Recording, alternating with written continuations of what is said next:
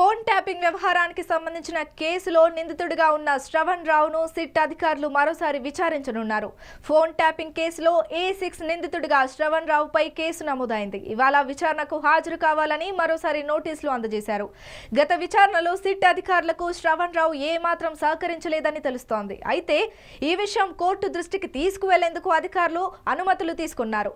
సుప్రీంకోర్టుకు వివరించి శ్రవణ్ రావుకు ఇచ్చిన మధ్యంతర రక్షణను తొలగించాల్సిందిగా పోలీసులు కోరే అవకాశాలు కనిపిస్తున్నాయి. విచారణకు సహకరించకుండా శ్రవణ్ రావు వ్యవహార శైలి ఇదే విధంగా కొనసాగితే ఆయనను అరెస్టు చేయక తప్పదని సీనియర్ పోలీసులు చెబుతున్నారు. విచారణ సమయంలో గత ప్రభుత్వ పెద్దల నుంచి తనకు వచ్చిన ఆదేశాలతో కొంత సమాచారాన్ని డీఎస్పీ ప్రణీత్ రావుకు ఇచ్చానని మాత్రమే శ్రవణ్ రావు అంగీకరించారని చెప్పినట్టుగా తెలుస్తోంది.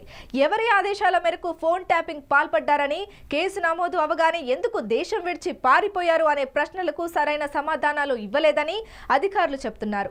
ఈ నేపథ్యంలో ఇవాల్టి విచారణలో ఏ విధమైన సమాధానాలు ఇస్తారు, అధికారులు ఏ విధమైన ప్రశ్నలు వేస్తారనేది ఆసక్తిగా మారింది.